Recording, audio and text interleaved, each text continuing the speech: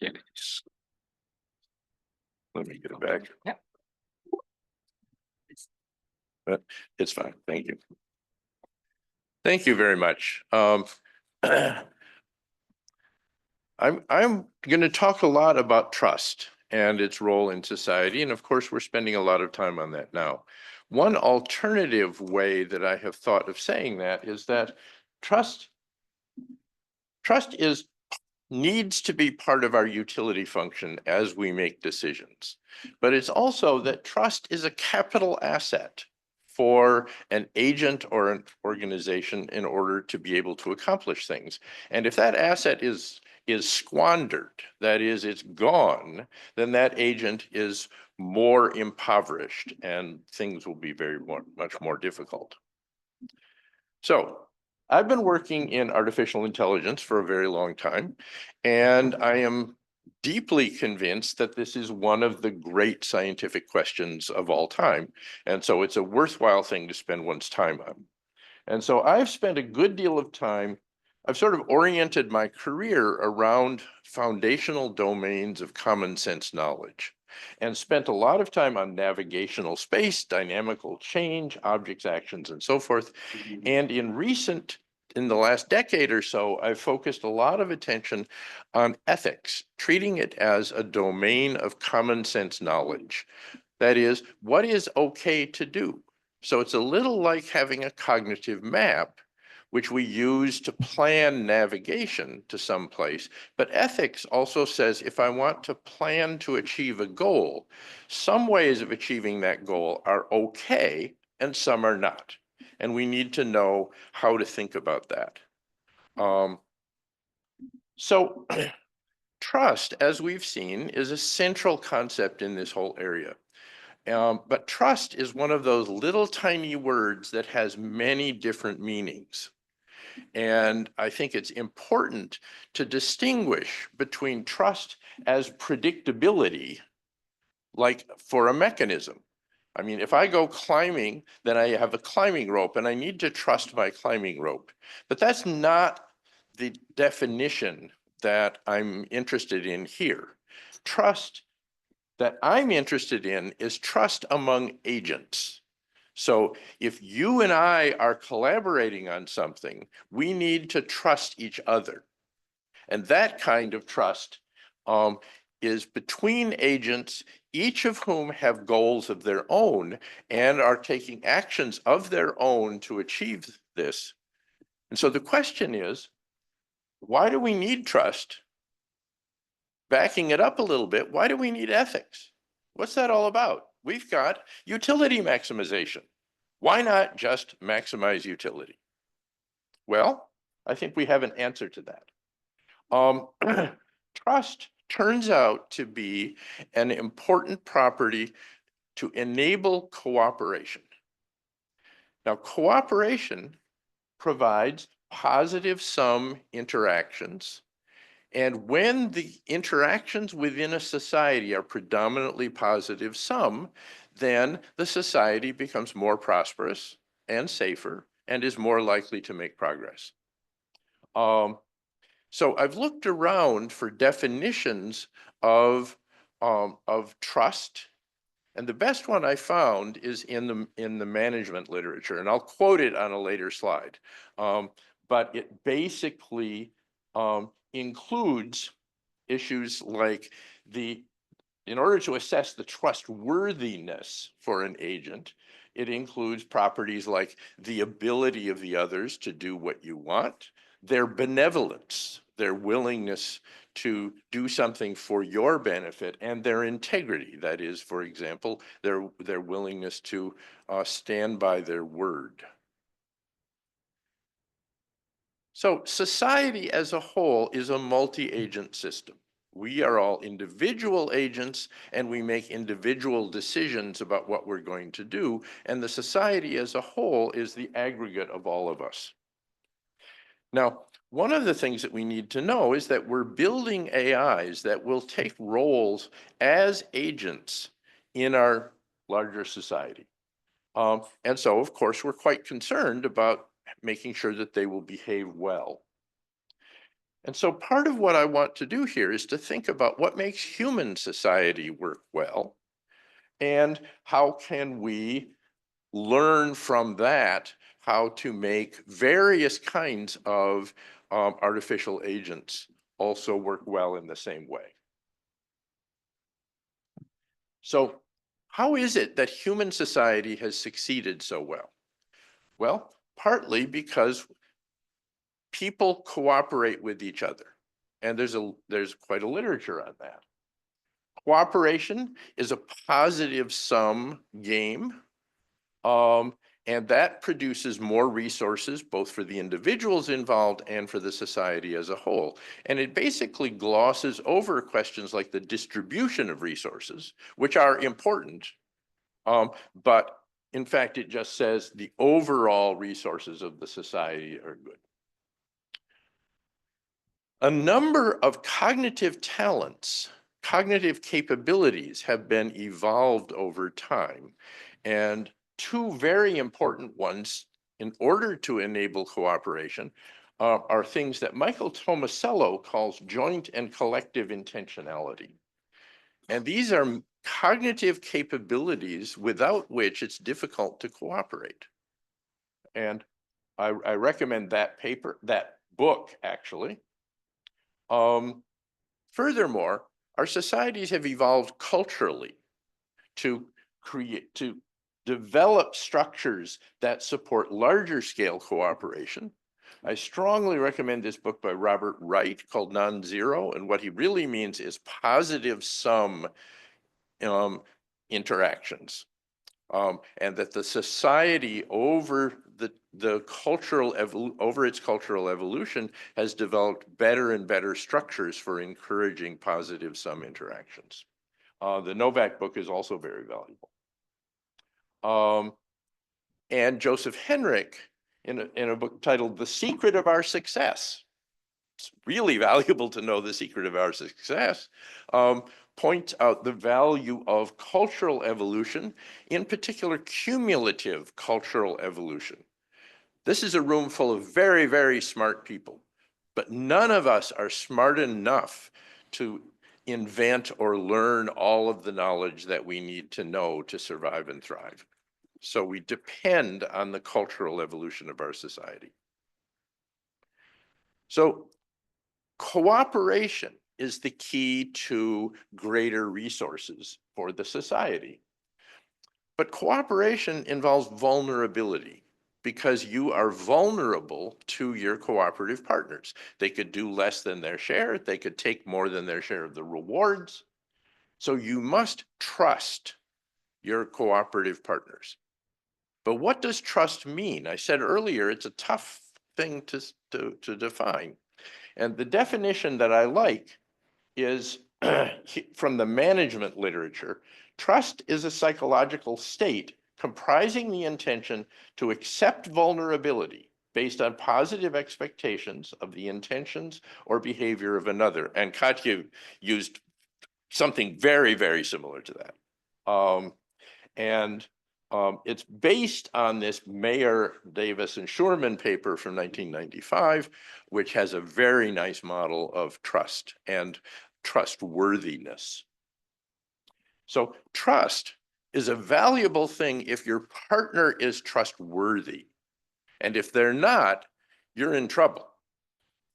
So one of the important things that the society relies on is the ability to have ways to be trustworthy and ways to show other people that you are trustworthy and to to recognize whether other people are trustworthy.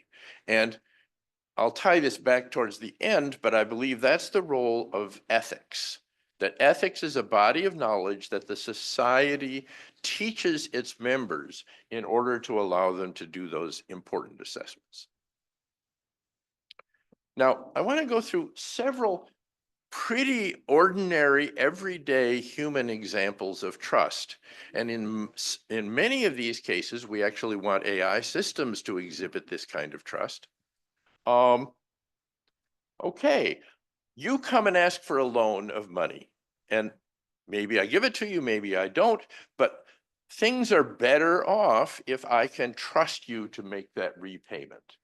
And that is an assessment one makes with a specific known other individual.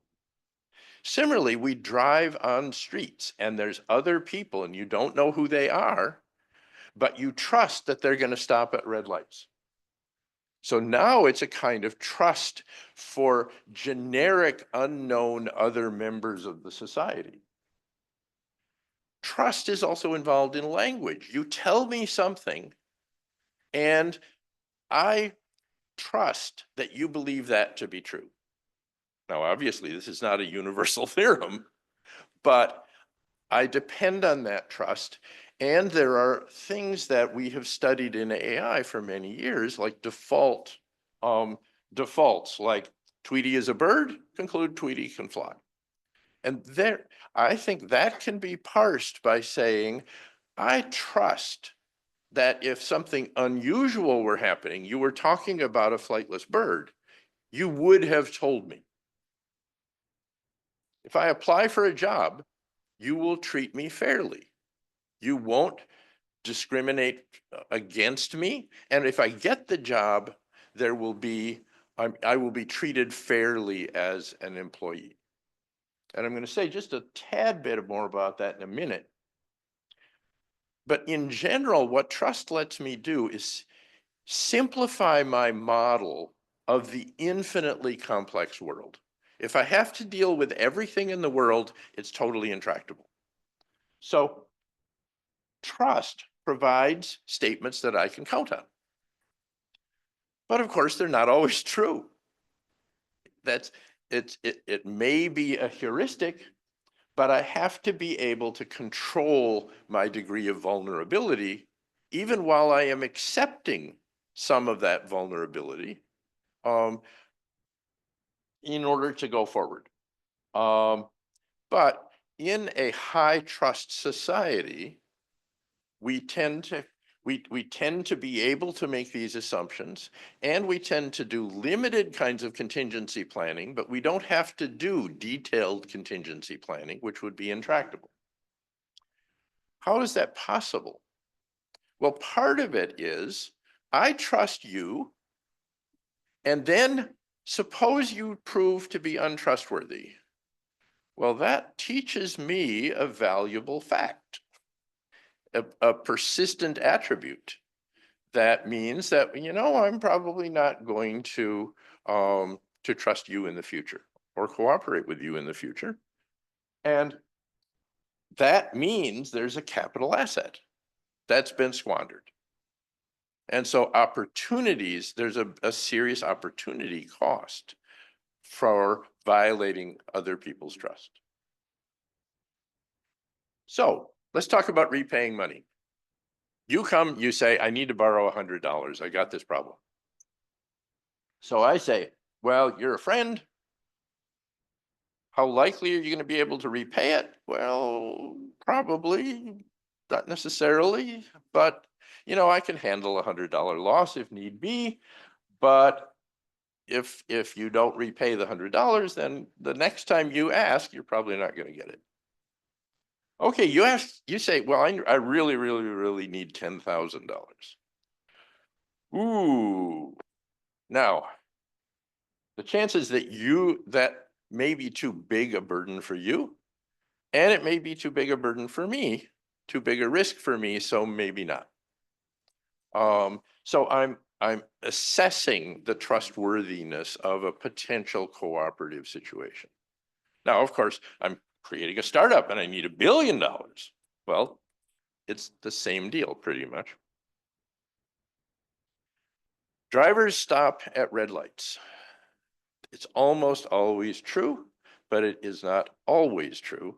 And people learn strategies for watching and waiting, and for being prepared to respond if your trust is violated.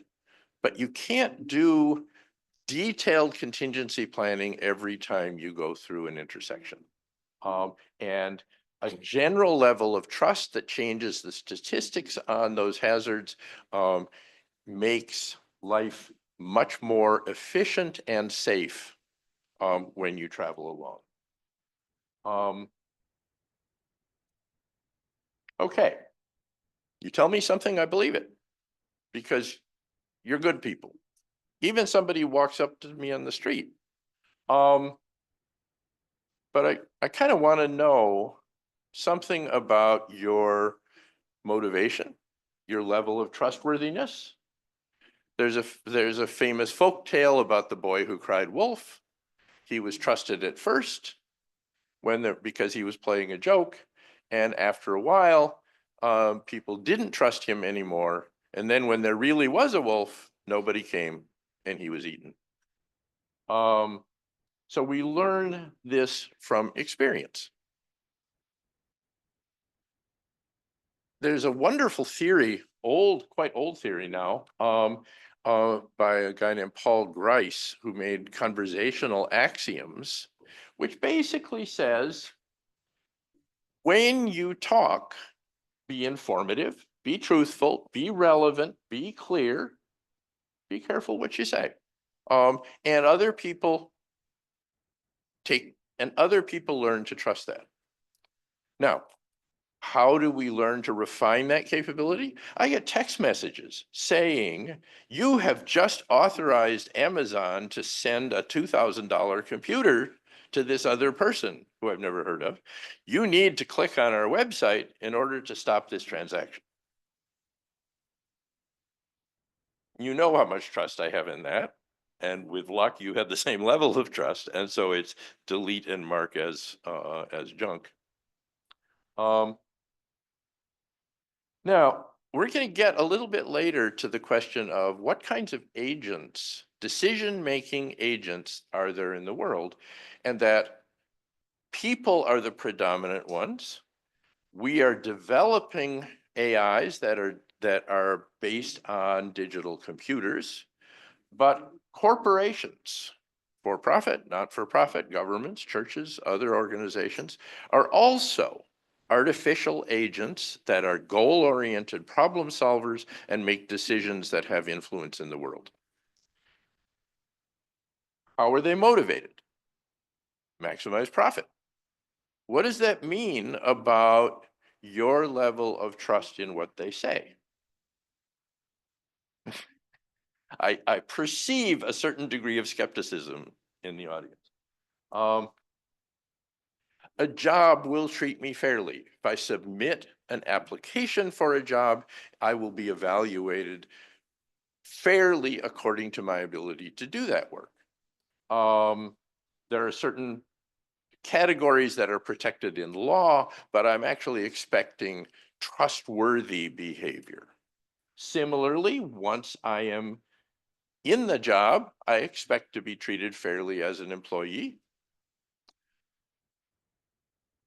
What about efforts to say, I don't want to hire you as an employee, I want to hire you as a contractor because I don't want to pay your health benefits? What about saying, I want you to be an Uber driver and you're a contractor, but you're also supplying your own car. Maybe you buy the car from me. And so if I'm the company, I don't assume the risks, you assume the risks. If the car breaks down and you can't earn any money, well, that's just your problem. Is that trustworthy employment? I think we need to address that. Many employers treat workers as disposable parts. Is that the kind of society we want to live in? I think as we think about how we want to build our AIs, many of the important questions already come up with corporate or institutional agents. We'll say more about them. They include people as parts, typically replaceable parts, but they are not people, and their interests are different from the individuals. So society is a very complicated place. I think one of the first axioms we want to pay attention to is the fact that the world is infinitely complicated and we can't possibly think effectively about it. So we have to build simplified models of that world in order to go forward. People aren't the only agents. We're building AIs. We're already surrounded by powerful corporations. And they need to be trustworthy. So a theme here is society depends on cooperation, which depends on trust. Trust is a capital asset, which can be squandered. And we need to use this as a lens to think about a whole lot of other stuff.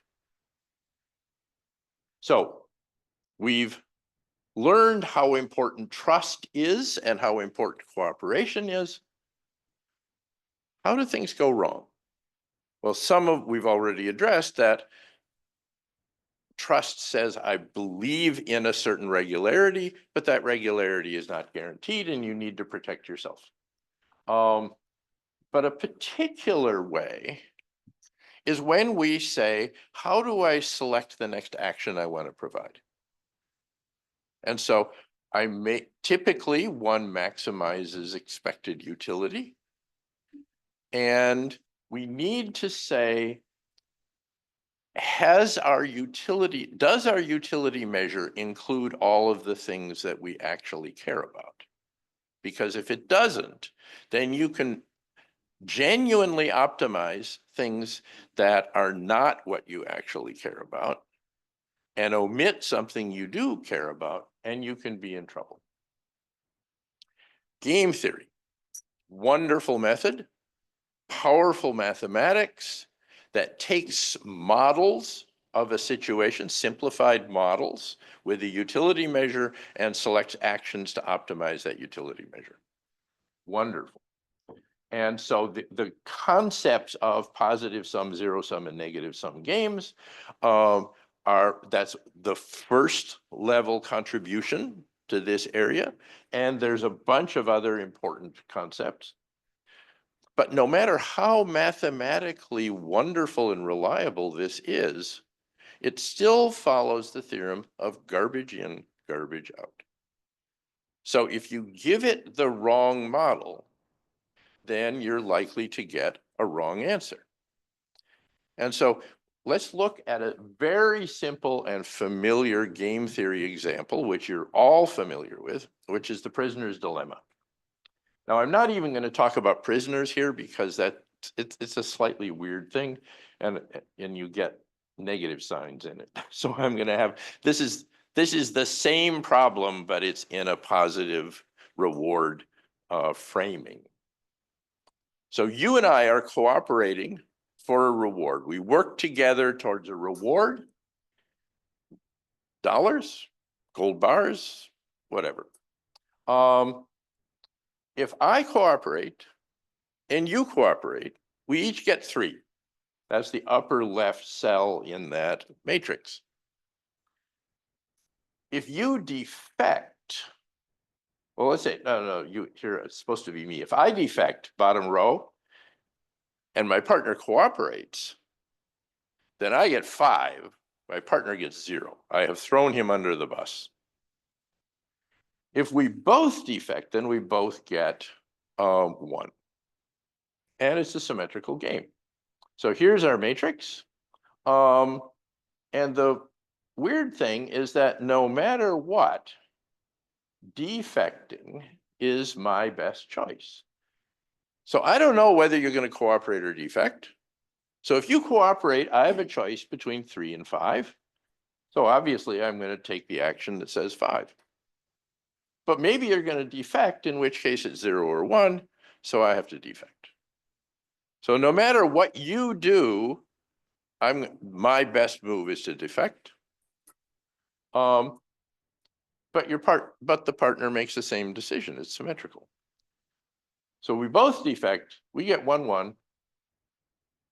This is advertised as the rational decision, right? So Stuart Russell, Peter Norvig tell us the goal of intelligence is to make rational decisions. This is a utility maximizing algorithm with many provable properties, and it gave me the worst possible collective outcome. And it's a pretty bad outcome for me as an individual, maybe not quite as bad as getting tossed under the bus. So if I have a utility maximizing algorithm that gives me the worst utility, what does that mean? That probably means I got garbage out, so probably the garbage went in. So Russell Norvig try to answer this question. Now I'm going to change it slightly because they're talking in the prisoner domain, and I'm going to do with just cooperation. And so the dilemma is that the equilibrium outcome is worse for both players than it would get if they both cooperated. And they're allowed to cooperate, but it's hard to see how rational agents can get there. So the problem is that the utility measure was just gold bars or years in jail or whatever. Trust had nothing to do with the utility measure. The trust, the capital asset of trust, needs to be included in that utility function. So without that, if we do utility maximization with an inadequate model, an inadequate definition of utility, then trust erodes, people trust each other less cooperation takes place, and things go down the drain. Now, in fact, suppose you try this with students, and psychologists and social psychologists do this with human subjects all the time. And what they discover is that the vast majority of humans don't do what game theory tells you to do with that utility measure. They do something else, and they do better, except for business and economics majors. Because business and economics majors have been trained in game theory. They say, I can apply this utility maximization. I know what I need to defect on my partner. And the partner sees the same thing, and they do badly. So here's an interesting reference. So go look at it. It's been done interestingly. So you say, okay, prisoner's dilemma, what does that matter? Let's have a real world example, which is actually seriously destructive in the world. In 1970, Milton Friedman, super famous, super prominent economist, published a paper whose title is "The Social Responsibility of Business is to Increase Its Profits." That means it's utility for the investors, ignoring the impact on the customers, the workers, the suppliers, the neighbors, the environment. Those are basically invisible. They're not included in the optimization, and so you get, not surprisingly, a bad result. Now, read that paper. It's actually quite interesting, but keep your hand on your wallet when you do it, because he's trying to pick your pocket, and he does a good job of it. I've had a lot of students say, wow, this guy is so right. But if you read it carefully, it's intellectually seriously dishonest. And so one of the things that we see is a widespread lack of trust in across our society. And this is only one of several influences on that, but I leave it as an exercise to the reader to go and look very carefully and see what's happening to trust in our world. So society, I think all of these examples are intended to say, trust is not just a niche attribute that you need to pay attention to. It's everywhere. That our society is built on cooperation. Cooperation needs trust. So we need this. And people have studied a bunch of things about detecting and sanctioning untrustworthy behavior. And we've seen to the extent that the society as a whole suffers from that. So the culture includes ways to to impose those sanctions, but we also create regulations. Now, regulations are a two-edged sword. They're intended to help promote and enforce trustworthy behavior, but too many regulations can stifle action. And so it may be difficult or impossible to get anything done if you have too many regulations. And we've also seen that. Increased amounts of frustration going on as people are trying to get something done. This is often widely misunderstood, but people end up getting mad and voting. Bad things can happen. So regulations can be helpful or harmful, and there's an important balancing act on that. So this is another opportunity for AI, I think, that just like computer science analyzes the efficiency of algorithms and network theory looks at network protocols and so forth, we should be able to analyze and optimize the effectiveness of regulations as well. So this is a big opportunity for someone to open up new fields. I recommend this book because she looks seriously at the failure of government regulations and how things are going badly in the digital age. The last half of that is how we can do better. I got about 2/3 of the way through the book and was mostly feeling, geez, what can we possibly do? Maybe it just all needs to be blown up. Well, that turns out to be the position that won the election. And I think that's going to have a lot of difficult problems. She was, among other things, one of the creators of the United States Digital Service, which has recently been taken over by Elon Musk and people and renamed the US Doge Service. And a large number of the initial leaders in that group have, roughly 20, have resigned relatively recently within the last week or two. So where are we? We need the society, the survival and thriving of our society depends on most interactions being positive sum. That is to say, cooperative. Cooperation requires trust. We need to be explicit about the way we reason about trust. Most of the work that you read is not explicit. It just sort of says, well, this is something we need to pay attention to, sort of. But I think it needs to be recognized as part of the utility function, recognized as a capital asset for an agent, and things can do very badly.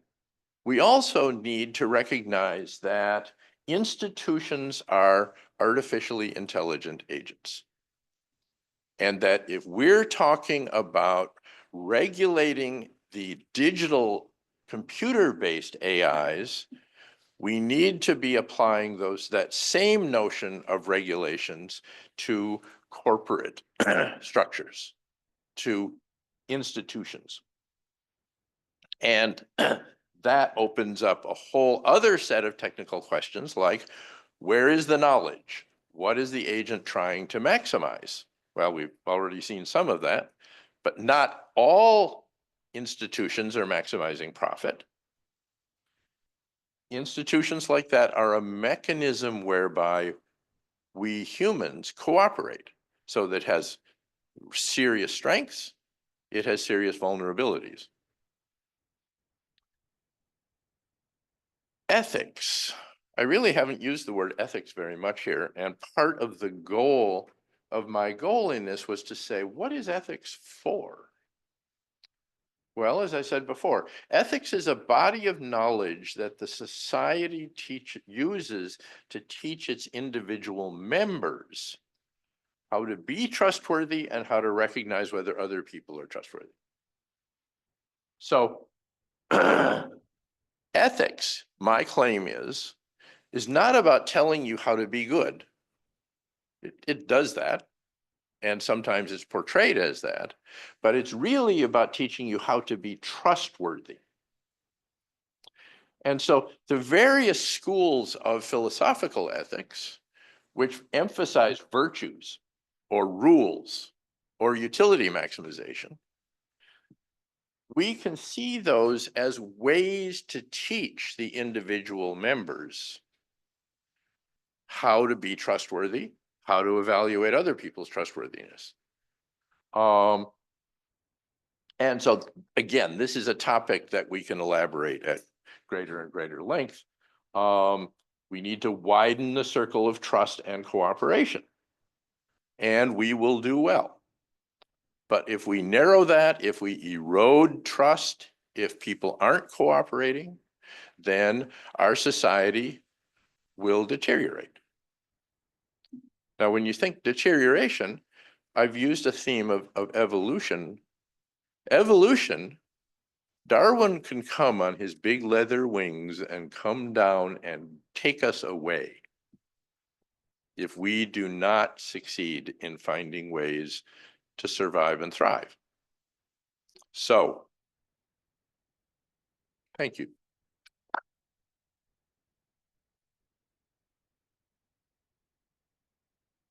Gotcha. So you talked about game theory, Yeah. and what you said is very correct, of course, and all that. One of the things is that game theory is talking about reputation, is trying to incorporate this trustworthy. It will, it will cost you Yes. if you lose your reputation. Yes. Right? So there is this punishment. Okay, so this is one of the things. It's kind of interesting to see how reputation, for example, is it trust, what is it, and so on, its relation. So Yes. that is one thing. The other thing is, again, with the prisoner's dilemma, the much studied and so on. When we have, and this is Novak's, I think, papers, when we have repeated games, Yes. eventually the agents learn to cooperate. Yes. Yes. And so we have the exact. So this is another thing, I think, because most of game theory, unfortunately, relies on one simultaneous interaction. Yes. And that is not what happens in society. And we Mhm. take that as what happens, and is not what happens. And of course, we see behavioral economics and yada, Yes. yada. And the other thing that I think is interesting, you talked about regulations, is norms. Yes. Right. And we have normative reasoning.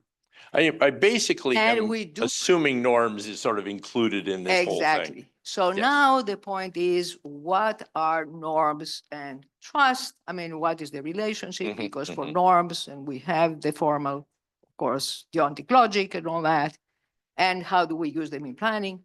And how do we incorporate? And we had the NSF funded in the good old days when these things mattered. We had an award to actually study reinforcement learning and norms. Mhm, So mhm. how do you combine? And we had this combined utility, as we say, combined loss Yes. function, right? Where now you do have both the normative part of it and also the, this maximization reward and all that kind of thing. But it's Yes. some very interesting things there. But Well, I think that's all very valuable and Yeah. important, and we do need this to is consider that more.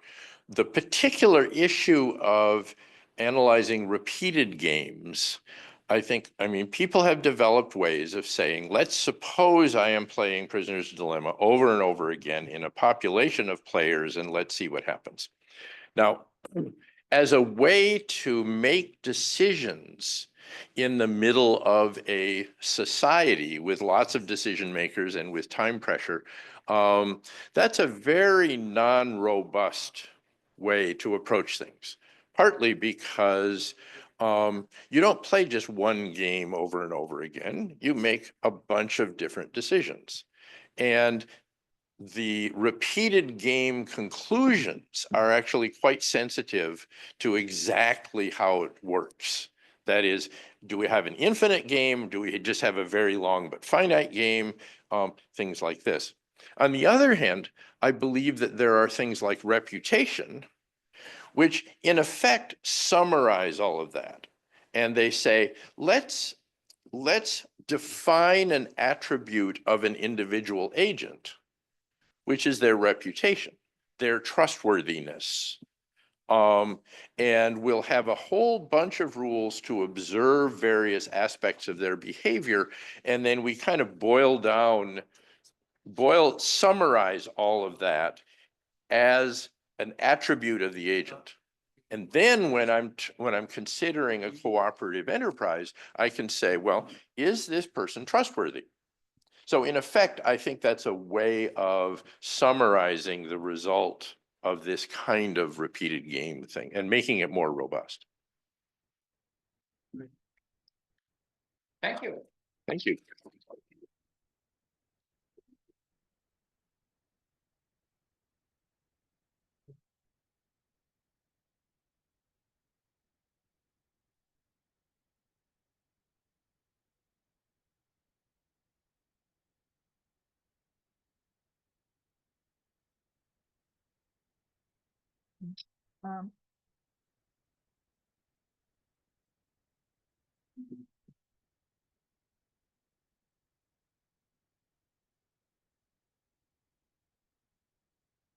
Okay, so we have the great honor to have sì.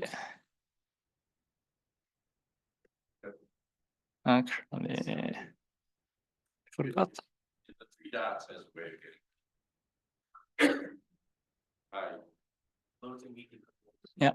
Okay. We have the great honor to have Professor Tsiotras from Georgia Tech.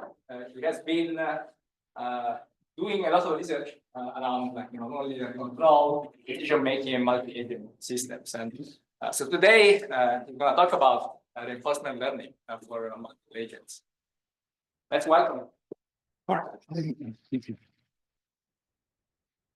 Thank you very much.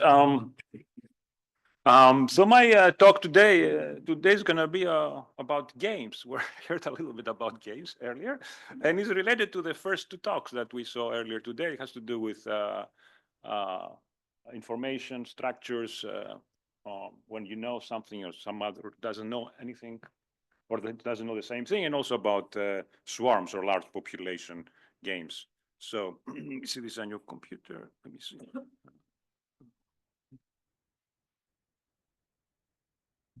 So this is this one, right? So the motivation I'm interested in is games between two different teams, and the reason I'm interested in this is that I have been studying games for several years now, and if you look at the history or look at the literature, most of the literature on games is between two opponents, and then of course there is a lot of work on coalitions and things like that, but there's not so much work on games between two teams, so two large populations. So this is what we call a team game. And again, although there exist results for large teams, there exist results on games. There doesn't exist too many results, surprisingly, between two games with large population each, which is, I'll say, what I claim is reality. Okay, so examples are sports, armies, and things like that. And the challenge there is, of course, that in formulations like this, you have a kind of a mixed collaborative, cooperative setting, right? Because they have the two teams, they're competing against each other, but they have to collaborate within the team. There are many challenges. The major one is complexity. As the number of agents increases, then basically things become computationally intractable, and that's what I'm going to discuss today. One way to abstract and try to get some reasonable results. The other important thing that is whenever you deal with games is information structure. I mean, you could potentially think that you can solve this as a big centralized problem, but then you not take into consideration the information structure. It means who knows what at what point. Okay, and that's important whenever you deal with games. Okay, so without getting too much, I'll just tell you a little bit about the abstraction we're going to use. We're going to use this framework on mean-field team games. Okay, and this is a little bit different than the mean-field approximations that you see. Would typically, when people write, say in the literature about mean-field team games, they're basically more or less games played within the same group of people when you're trying to interact with the rest of your teammates. But here we have the element of a game between two teams. It's a little bit different. Okay, so I will assume that it is a finite horizon, zero-sum game, simultaneous move, as Katya mentioned. Okay, some assumptions here to be able to get some results, mathematical results. And I will assume essentially that I have two teams, the blue team and the red team, and each team has homogeneous agents. So this is important. So each team, I don't have labels. Okay, every team is homogeneous, have the blue team and the red team. So I don't really care if John makes a decision or George or whatever it is in the team. Okay. And the other thing which is important in order to be able to make this abstraction is that the agents interact what we call weak coupling. That means that when the next state of agent at time t, let's say this agent I at time t plus 1, depends where it was in the previous time step, what action it took, and also with the distributions of the two teams. Okay, so his action, so the result of his action does not depend where specific agent was, but rather on some average behavior of the whole team. Okay, so this is what is called weak interactions. Okay, so I will introduce these empirical distributions. Essentially tell me if I have a finite number of agents, this is the actual distribution, this is a finite distribution. So basically I have it's an empirical approximation of the distribution, which is actually will be computed only for when I take the number of agents go to infinity. Okay, so very quickly, so I'm going to introduce this mean field information structure, and this is important. So each agent observes two things. It observes it knows where it is right now, that's the local information, and also knows the empirical distribution of its own team and the opponent team. This is what we call the common information. So there's a structure, there's a decomposition of the information in something that only one agent knows and something that everybody else knows, right? That's the common information. In this case, again, the common information is the empirical distribution of both teams. So each agent will make some decision that will, as I mentioned, based on the action where it is, and basically also the common information. Okay. This in terms of notation, I can take the individual agent strategy of all times, and I can call it F sub I. This is the strategy of each agent, then I collect all of them like this. N1 is the number of agents in team 1, and N2 is the number of agents of team 2. Okay, again, the information structure looks like this. So each agent knows where it is, let's say in this environment, and also knows a little bit about the distribution, or it knows the distribution, or rather the empirical distribution of both its own team and the opponent team. And based on this information, we'll make some decisions. Okay, so what is the goal here?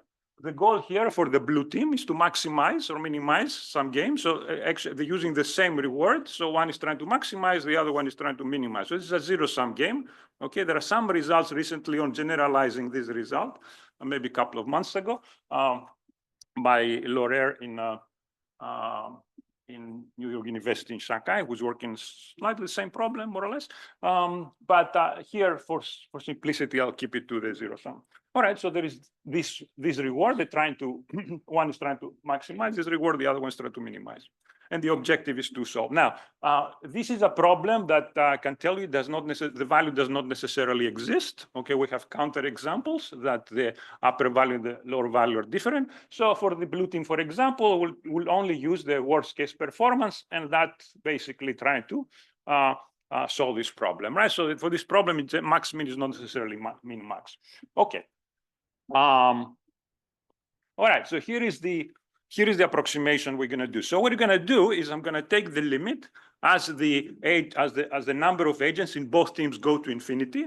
I'm going to compute something there, but I'm going to apply to the finite population game, and I want to see if this one is going to work. Okay. So I'm going to introduce something which I call identical team strategies. So identical team strategies that want all the agents in the same team follow the same strategy. This is an approximation, of course, because you are allowed to do whatever you like, but someone else dictates, let's say a human, not a superhuman being tells you, okay, this is what you'll be doing. Okay, so this is the identical strategy.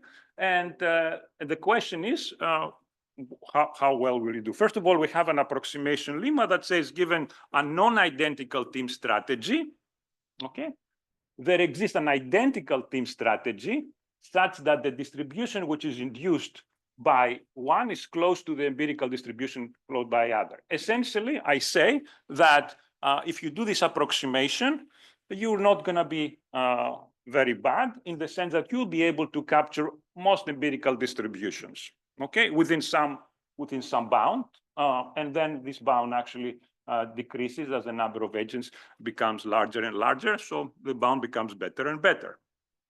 This is based on a reachability result. I don't want to get into that because I want to go to some of the examples to show you how things works.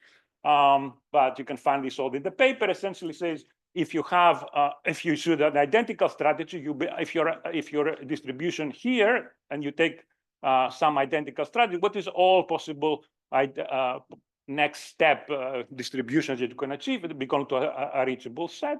Okay, and basically what you can do if you use a non-identical strategy, of course, it is more, but essentially this error, it is not that large. Okay, and it gets better and better as the number of edges become larger and larger. Okay, so by using this, we're gonna by using these ingredients, we're gonna decompose the problem in two steps. So you can construct an equivalent system where the state distributions as a common information that will generate coordinated strategies. So essentially, what we're going to do is that the strategy of each player is going to decompose to two things. It is a function of two things. This is a policy that depends only on the common information. In this case, is the empirical distribution of the both agents. Okay, so there's going to be a game between two coordinators that will select these guys here. These will be sent to all the players within the same team, and these teams will choose what they want to do. Okay, so this is the composition that, again, it is there is some coordinators that will play a game in the common information, and then the outcome of this are going to be policies, which are policies will be deployed to the agents, and these agents are going to apply these policies, okay, in a stochastic manner. Okay, that's the idea. Okay, so we're going to play a game between what I call the two coordinator. This is a zero-sum game between two coordinator, but they have blue and red. Think of it as the generals of each team, or the coaches, or whatever you want to call them, okay, that play only on the common information, mu and nu, which is the empirical strategies. The outcome of that are going to be policies, not actions. Okay, so they're going to be policies. All right, this is the coordinator strategies alpha and beta, and that will be deployed to each agent. The nice thing is that because we have taken the coordinator game is played when the number of agents for both teams goes to infinity, okay, then it turns out that at infinity you get a deterministic because of the lower large numbers, the way the distributions are behave actually is completely deterministic. You cannot completely solve this problem using, for example, dynamic programming or reinforcement learning. Okay, so what do you performance guarantee? So that's the important thing. I think that's the main result, and I'm going to tell you how we use this result. So the result say if you do that, what happens?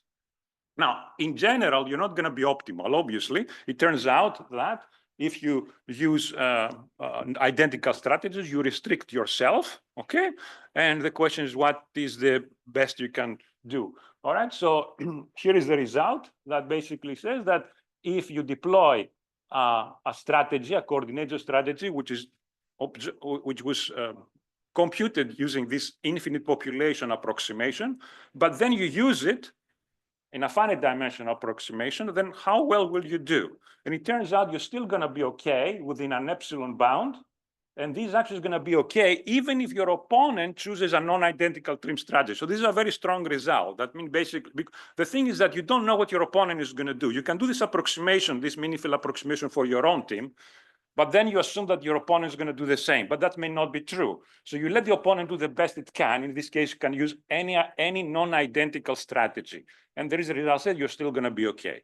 Okay, so it's a pretty strong result, and then basically, but it becomes better and better as the number of agents increase in both teams. Okay, so we can solve a mean field game assuming identical team strategies, and then we can deploy them in the finite population game, and the error minimizes. Again, the error diminishes as the size of the team population increases. Okay, all right. So first thing we did is, okay, this is interesting. Can we see if this actually works? So we have a very simple game to make sure that the calculations are correct. It's a very simple game, just for a sanity check. So we have two agents, two teams rather. It's only two states here, 1 and 2 for both teams. It's a two-step solution. 2 steps. Nothing happens in the first one. In the second one, the red team. Basically, the only thing the red team is doing is to try to move from to Y2 using V2. So essentially, we have a population, and you're trying to move as many as you can at the second time step to Y1. But the way that you can choose these distributions depends on the distribution of your opponent. Okay, so if your opponent, let's say the blue team makes that 0, then you'll not be able to move. So this is kind of you blocking, essentially. You can block the movement of the red agents to the correct state because they're trying to maximize how many agents are in the state number 2, right? And the blue agents, they can block this by choosing the appropriate distribution. So for this problem, the optimal distribution is 1 square root of 2 minus 1 minus 1 square root of 2, which is an irrational number. So if you play with finite number of population, there's no way you can get this exactly. Okay. So this feasible. So the solution, the optimal is feasible only in the infinite population game. All right. So we can try the finite population game. You're gonna get something. By the way, still get, if you plot, this is a very simple problem. You can solve the dynamic programming. So you get exactly the maximum at 1 square over 2 from μx1 as expected. But again, this works only for the infinite population. If you applied it for the finite population, okay, you're not gonna get the optimal, but how bad you are. Well, here is the numbers. Here is how this is how the error diminishes, and actually we are upper bounded by the error that we calculated, which 1 over square root of n, which is okay. All right, so this seems that the theorem seems to be working. Okay, we get something that we expect. All right, so what is that was a result that we got a couple of months ago. And then I said, well, this is interesting because now we have a result that gives you performance bounds for these types of problems. And I would like to apply this to multi-agent reinforcement learning. The problem with multi-agent reinforcement learning, typically, this is one of the classical algorithms, MADDPG, is that you have a bunch of agents and you have networks for each agent. It doesn't scale very well. I mean, after 6 or 7 agents, it takes a lot of time. So we want to be able to solve problems with, like, say, hundreds and thousands of agents for each team. And that's where we show some examples that actually we can do that. Okay, all right. So again, the idea here is, so what we did, we took this idea and we developed an algorithm, which is a variation of the very popular PPO algorithm, okay, which is called mean field multi-agent PPO. And essentially what it does is very simple. We use this information structure decomposition, and we also, and we use it in order to solve the problem or the critic network. It's only based on the common information, which is, it's simple, okay? So the network complexity does not scale with the number of agents because basically you play this game between the two coordinators. When you get this, you can deploy to the agents, and the agents could be 1,000 or 1,000,000, it doesn't really matter. But the coordinators play a game in terms of the common information, and that's much simpler to solve. Okay, since I'm kind of only a few minutes. I'm just going to show you the results. This is it's compatible with this centralized training, decentralized execution, but we have a single buffer per whole team. But the whole thing here is that the team itself only uses the common information, which is a minimally informed critic network, because it uses only the empirical distributions. Okay, this is kind of standard. Okay, this is basically shows how to solve the problem. Again, the important thing here to notice is there's the rewards that for each team. Again, one is the negative of the other, is based only on the mean field approximations. All right, let's keep that. Oh, this is the actor for the network. The only thing I want to mention here that we have this entropic term that actually is reducing as you keep going. It helps the convergence. But other than that, is very similar to what you expect for a PPO algorithm. It's just the fact that it's applied on the mean fields. All right. So this is kind of how it looks like. Okay. So you have the training happens on the common information, the blue agent and the red agent. You play a game here, you find the policies, you deploy to the agents, and these guys are play the policy. Okay, now the actions of each agent are random. They don't take the same action, they just use the same policy. Okay, there's a difference. All right, so here is one example that we came up with. I have two examples I'll show you to wrap up, because I know you're waiting to go for lunch.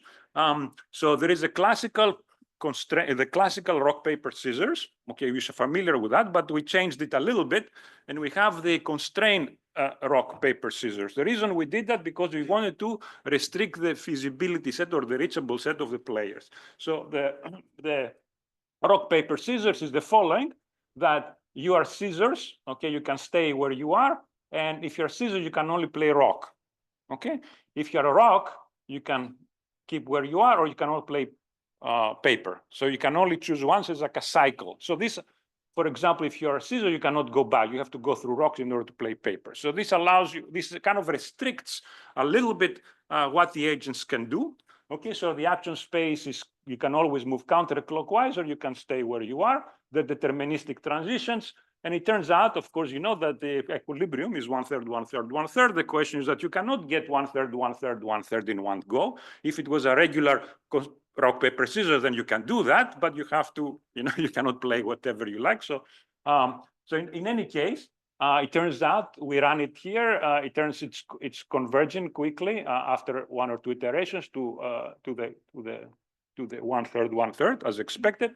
Here is the results. This is our algorithm is blue and red, which is basically almost converged very quickly. This is the this other algorithm that was recently DDPG MFTG is the other algorithm that I told you about. It was recently proposed. It's for general sum game, but the author did not have the code, so we had no implementation. So maybe implementation is wrong, but we're not able to make it work. It was taking too long to converge, and almost sometimes never converge. In our case, we almost converge very quickly and actually converge to the optimal. So I don't know. So it could be our implementation could be wrong. We'll wait to see if the author publishes his code. But when we implemented what was on the paper, we're able to make it converge. Here's different examples.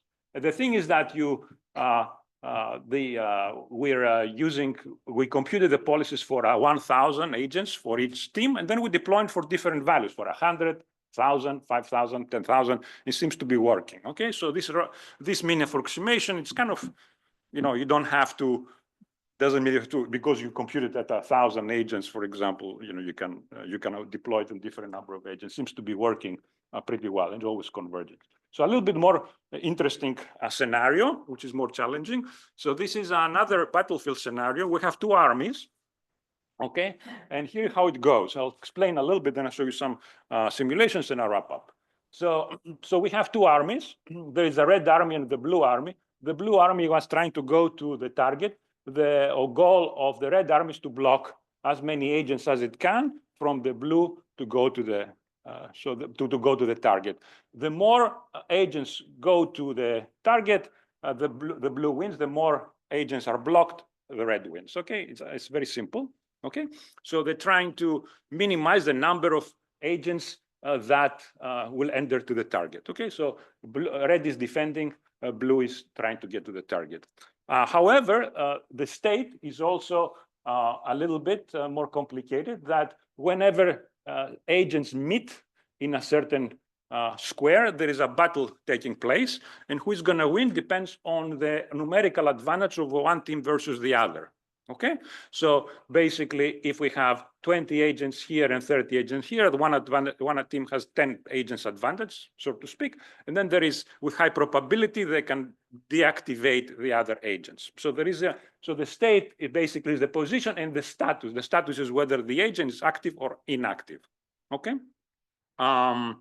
So the teams can learn to stay alive, not be deactivated by the opponent's team agents, which I mentioned depends on the numerical advantage and some probability of what is the probability that you're gonna win the battle, and of course, they circumnavigate the obstacles. Again, the agent observations, as I mentioned earlier, is two things. Of course, each agent knows where it is. It doesn't know where other agents are. It doesn't know only what it is and the distribution of its own team and the opponent team. Okay, that's the common information. Both teams know the common information. Okay, so here's a couple of simulations. I'll show you three. We have many. So here's an example. What shows that interesting behaviors come up. We didn't train it. We didn't tell them what to do. We just trained it and see what happens.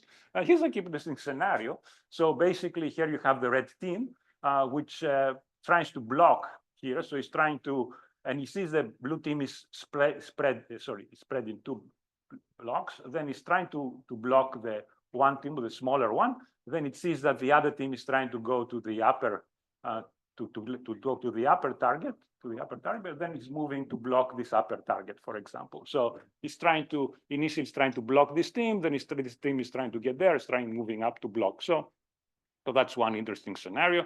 Here's another interesting scenario that we put all the teams in the middle and they learn to split. One of them is trying to block the target, and the other one is trying to basically make some battle of some sort, right? And sometimes it wins, sometimes it doesn't. All right, so this kind of getting interesting behaviors, which are heterogeneous behavior. Although everybody has the same policy, just by applying this, just getting interesting behavior. All right, here's another one. So this is the blue team, for example, trying to move to the nearest target. So here is one red team, but have a bunch of smaller blue teams. So they're trying to move into this target. It's kind of split, but then they merge in order to have numerical advantage and then win some battles here, and then we're trying to block the bottom, which is kind of interesting. All right, so that was pretty cool. Let me see if I can play this. Okay, so here is how it uses, which it is moving. If you see, these are the three scenarios. If you want to visualize it, I don't know, if it's super important. I don't know, it's playing.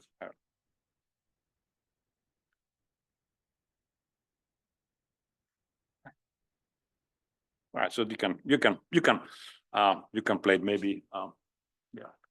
All right, so I think let's see this one.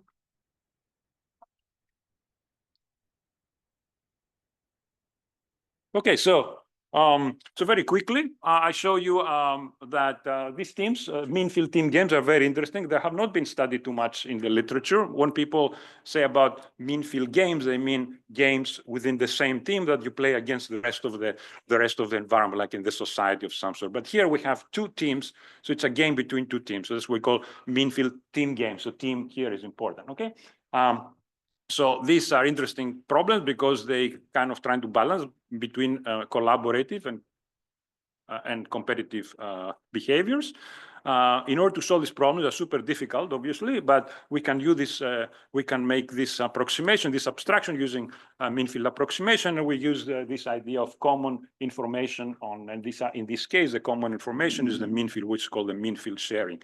And this allows us to abstract the problem and play a game between the common information of the two equivalent coordinators that generates identical team strategies. And we show that even if you play this identical strategy, if you even do this this abstraction, even in a competitive scenario, you have a bounded optimality with the number of, and the error you commit decreases as the number of both agents go to infinity.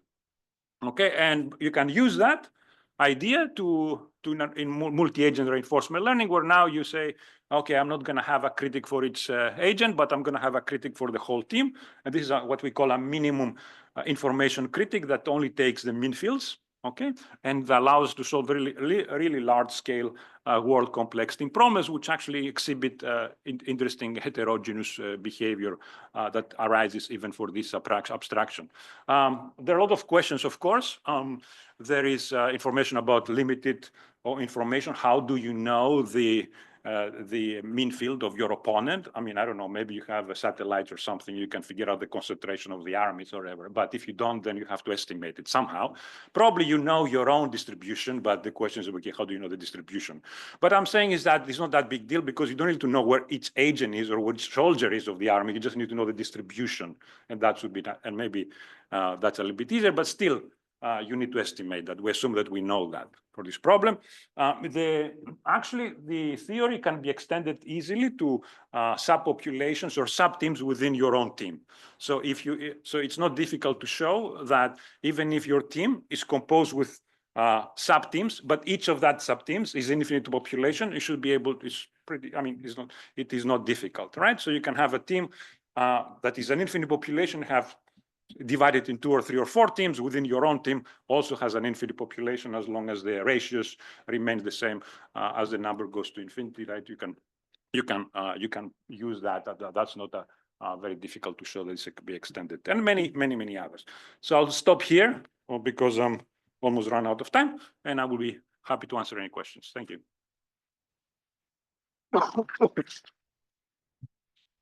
Yes. Oh, is one of the next steps here a transfer? So now I have transfer learning, right? So now suppose I change my configuration of, even in your problem, I change the configuration of The environment. some other way that's making more complicated, right? And there are, blockages and things like that. What would happen? Yeah. Right now, the only thing I can tell you, if it's the environment it's trained, because it's based on the trained environment. Here was training in the same environment. We changed initial conditions and things like that, but the environment was fixed. If you train on many different environments, you have to find a way to condition on the new environment that you will see. So I don't have any good answer. The idea is, of course, not to retrain. If you can, that would be definitely, because you maybe train in I don't know, an urban environment, and suddenly you have to go battle in a urban environment or whatever, vice versa, right? Yes, this is all very interesting, and I think thank you for the talk. Yeah. But of course, the one question is this issue of whether the utility measure is fixed and given, or whether this model needs to be applied, perhaps with different utility measures under different circumstances. So if I'm thinking of playing soccer, if I'm playing soccer with a peer team of roughly similar people, it's one thing. But if I'm playing soccer with a group of kindergartners, then of course I can win the game. But that's a vacuous and probably negative result. And the actual utility measure is to encourage skill creation and pleasure of sports in these kindergartners out of that thing. Now, similarly, often game theory models are being applied in a warfare situation. And the model that you've been describing here is all quite symmetrical. But one of the big things that happens in the world these days are asymmetrical warfare, and where you have to take into account not only the combatants, but the population as a whole, and where you need to be able to reason about different applications of this formal model to the complexity of the world. And I'm wondering if you have things to say about that. Well, two things. Yeah, I mean, I can tell you two things very quickly. First of all, here, everything we did, because we try to get good strict mathematical bounds, the rewards are given to us. The idea is that and still it's kind of, difficult to use, but in my mind is that if you can solve these problems efficiently, quote unquote, whatever, then you'll be able to resolve them on the fly. That would be a way to adapt. Otherwise, it's very difficult to capture any situation. If you're able to solve this problem, let's say, and then I give you a new reward function, you can solve it like in 5 minutes, then you can do it, right? So that's the way I would say how to adapt in new situations, because there's no way you can capture everything, right? So, but the reward here is fixed. One thing that is interesting that you mentioned about asymmetric information, we're doing some similar, it's not right here, but we're doing some similar results on the asymmetric information games, where here, these kind of abstractions essentially end up with an asymmetry between two players, right? So let's say the difficulty with this problem is the fact that you can do whatever you like for your own team. That's what the games are important, right? I'm going to make this abstraction into an infinite population or whatever you want to do it to compute. And then, but I have to make a certain assumption about the opponent. And that's a very big if, because you don't know if your opponent will make this assumption. You don't know if the opponent may be super intelligent and you're going to compute the optimal individual strategies, the optimal, right? Let's say it's then you don't know what he's going to do, right? Now, based on the result, we said, even if he does this, you're still going to be an epsilon optimal, right? But another thing, another level of complexity is to say the following, is that I will treat that as a Bayesian game. So we're trying to figure out what is the type of the opponent, is super intelligent or not super intelligent, and I try to figure out based on that how can I respond. It's a little bit different, and it's more of a kind of a Bayesian game, because then you're trying to figure out what type of your opponent is. If it's using, is he really using an infinite approximation based on how you play the game, right? You can observe and you can say, is doing that or doing something else, and then you can. If you learn that you play best response, will do better than this, right? Because that assumes that both calculations done for the infinite population approximation for both teams. Make sense? So there is this asymmetry here that comes from what assumptions you pose on your opponent. In this case, the type of your opponent. But we have some limited results, but we'll see. Maybe in 6 months or a year from now, have something strong to present on this Bayesian game. Any other questions? I think we can stop here. Thanks again. So this concludes at least the morning session, and we're gonna be back after lunch. I think We will start our afternoon section. So first the part is the post presentation and the post section 1. So each each poster will have 5 minutes to represent their paper, and after that we have generally maybe 10 or 15 minutes around to ask questions for the specific paper. Okay, so first the paper will be the hierarchical and heterogeneous MAR